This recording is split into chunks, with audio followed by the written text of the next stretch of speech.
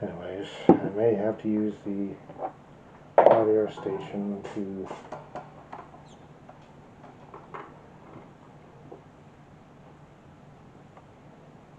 loosen up some of these pins and this other mounting tab at the other end near the back of the board to get this off like I did with the other one. And since that one's a fairly heavy connection, it'll probably soak up a fair bit of heat, which makes it a fair bit harder to get done without damaging any traces.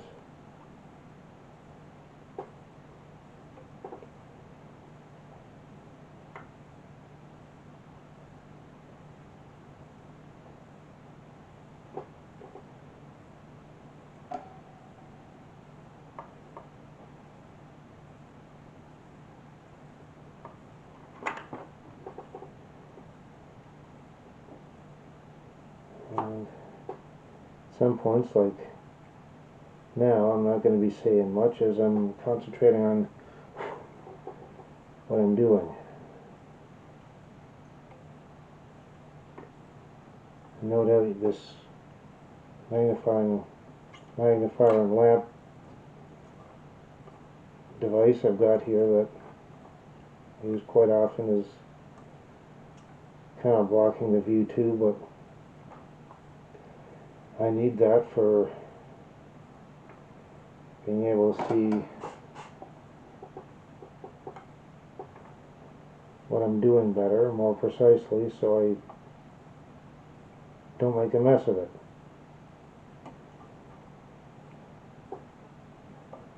The whole point of this is to have this thing working better.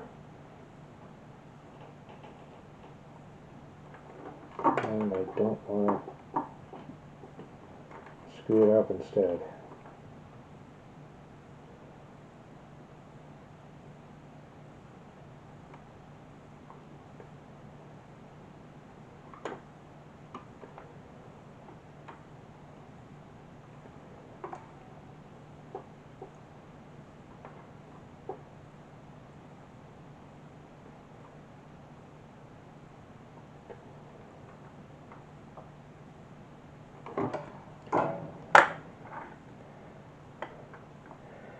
That's also why sometimes I don't say anything at all and just let some of it, sometimes do it just in fast forward with some of that YouTube copy wrong free elevator music stuff.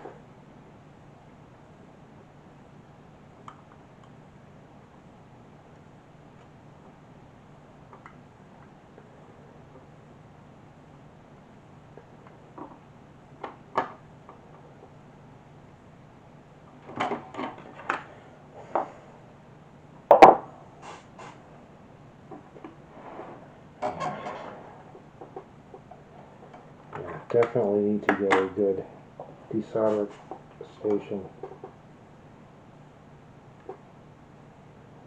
I mean, a hot air station does help at times, but also it doesn't really help get rid of the solder. It just gets it hot so it'll flow, so I can wick it or even do surface mount stuff if I wanted to, which I don't often do because it does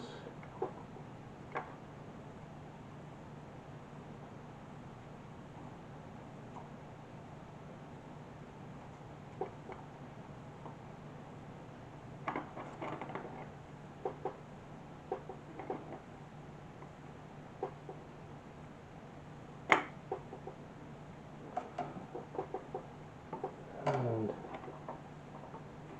okay.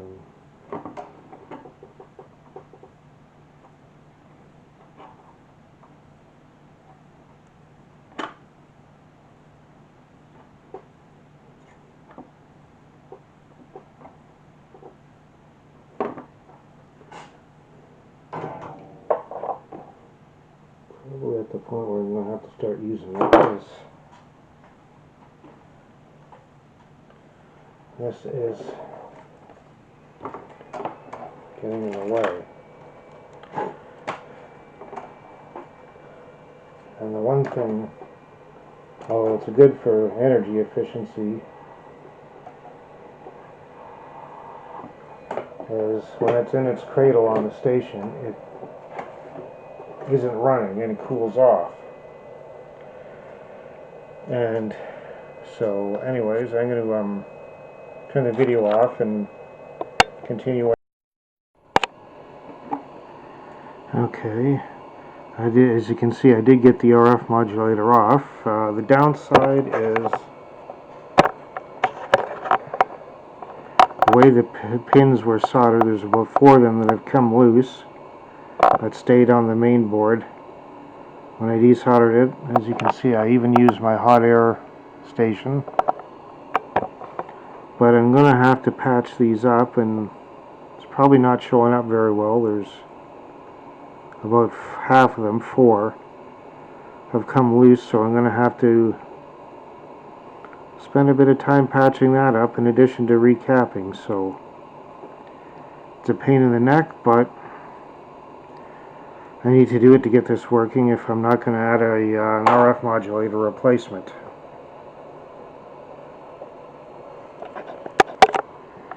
Now there are some replacement boards that for the RF modulator, if you didn't want to put them back in.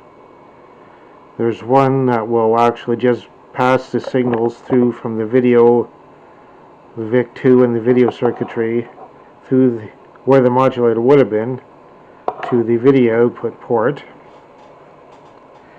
And there's some other that will give you either composite or S-video, usually both, and a 3.5mm audio out through the where the RF modulator would have been, and the jack would be replaced with say a composite or an S-video, and the switch would be replaced by just an audio jack. But I'm not going to bother getting one of those, since I'm just going to use the regular video port instead, and I'll just patch this up, which is less waiting and also less expense. Well, after a whole load of aggravation, I did manage to get all the pins for the RF modulator into place. Only one was loose over here, but 3 over here had come completely out, and that small white block that acts like an anchor and keeps them straight came loose when I was came right off the board while I was working on it. So, and you may not have seen it, but especially on these 2 pins here, I had to build up a couple of solder bridges and one along here to connect them where the pads had ripped off. But well, after I get the capacitors replaced, and there's only actually 2 of them, electrolytics here and there, this guy and this one, all that agitation for just 2. Anyways, I'll have to make sure that test this thoroughly after I get it back on the board,